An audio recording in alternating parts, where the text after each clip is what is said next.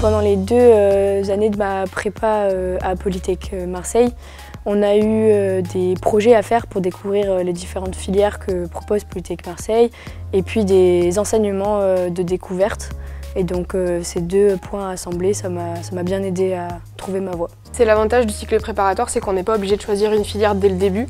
Du coup, ça nous permet de voir, moi j'étais plutôt dans la physique et dans la chimie, donc ça nous a permis de voir plein de domaines qui existent et de découvrir de nouvelles matières, du coup qui deviennent après des nouveaux métiers. Pendant le cycle PEP, on a l'occasion de choisir à chaque semestre 2 options.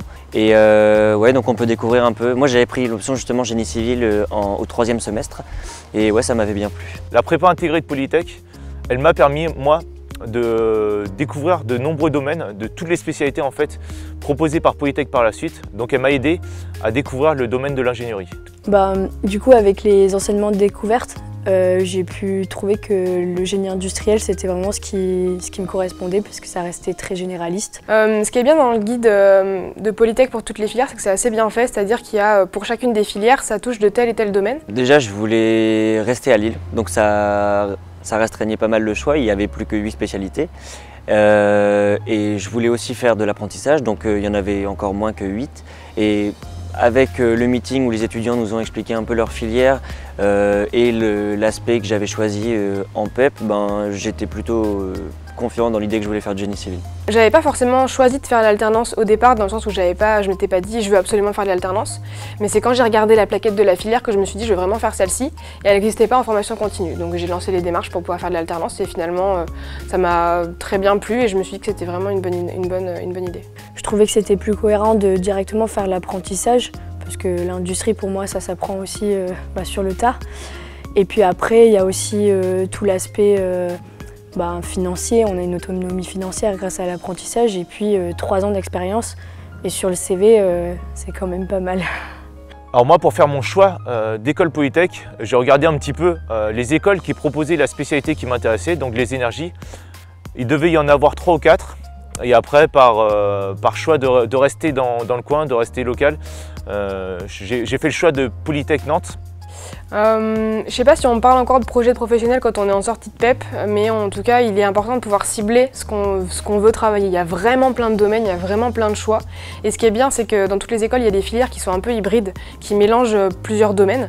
Et donc je pense qu'on peut toujours trouver ce qu'on cherche. Il y a des trucs qui sont en alternance, pas en alternance. Moi je pense qu'avoir 3 ans dans une entreprise, ça joue sur le CV. C'est vraiment un plus par rapport à quelqu'un qui sort d'études et qui a fait 2 stages, un stage de 2 mois et un stage de 6 mois.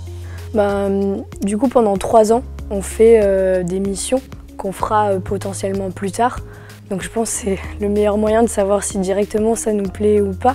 Alors pour préparer le choix de la spécialité, l'idéal ce serait pendant les étés de faire des stages dans les entreprises qui nous intéressent pour découvrir les métiers, pour être sûr que ça nous plaît. Parce qu'ensuite, lorsqu'on choisit une entreprise en alternance, pendant l'école d'ingénieur, ça reste 3 ans dans une entreprise. Et ces premiers stages, ça nous permet de nous assurer que le métier qu'on va faire durant 3 ans va nous plaire. Je pense qu'il faut être curieux, pas hésiter à se renseigner sur chacune des formations qui sont proposées, en allant peut-être au job dating, à ce genre de choses. Et puis aussi discuter avec les entreprises sur ce qui les intéresse aussi. Et puis avec tout ça assemblé, essayer de trouver ce qui nous plaît. Et ce qu'on aimerait faire pendant 20 ans au moins de notre vie. Je dirais de réfléchir déjà à quelque chose qu'il aime bien. C'est pas forcément évident. Je sais que moi pendant un moment mon projet professionnel il n'était pas totalement défini. D'ailleurs encore maintenant, ça se précise un peu mais ça reste un peu flou quoi. Je me dis qu'il y a encore plein de choses que je peux découvrir et peut-être que ça sera autre chose. Donc ouais, en vrai je dirais de s'orienter vers quelque chose qu'il aime, c'est la première des choses à regarder, je pense. Durant l'alternance, on a un poste qui est assez flexible. On n'est pas figé à un poste, souvent. Donc je pense que la flexibilité apportée par l'alternance permet par la suite de bien définir son projet professionnel, de bien définir ce qui va nous plaire par la suite. Avant le bac, j'étais complètement perdue.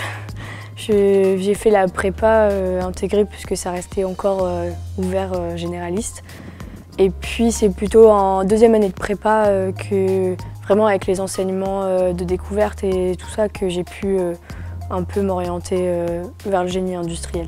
L'alternance, c'est quand même 3 ans, donc on a l'opportunité de voir plusieurs métiers qu'on ne connaît pas forcément, même si on est propre à une entreprise, on voit beaucoup plus de métiers que ce qu'on avait en tête. Et ça nous permet à la fin de se dire bah ça m'a plu, ça m'a moins plu. Puis on voit la réalité du terrain, la réalité du métier, et je pense que c'est vraiment intéressant. Moi, avant de rentrer en apprentissage, j'avais une idée de ce qu'était un ingénieur génie civil par exemple. Et en vrai, sur le terrain, c'est complètement différent. On découvre plein de choses. On découvre qu'il y a rien qu'avec le nom ingénieur génie civil, il y a moyen de faire un panel de métiers où tous différents et il y en a forcément un qui peut plaire. Donc je pense vraiment que l'apprentissage, ça permet de découvrir ce côté concret qui aide à se rendre compte de ce que c'est et peut susciter une passion.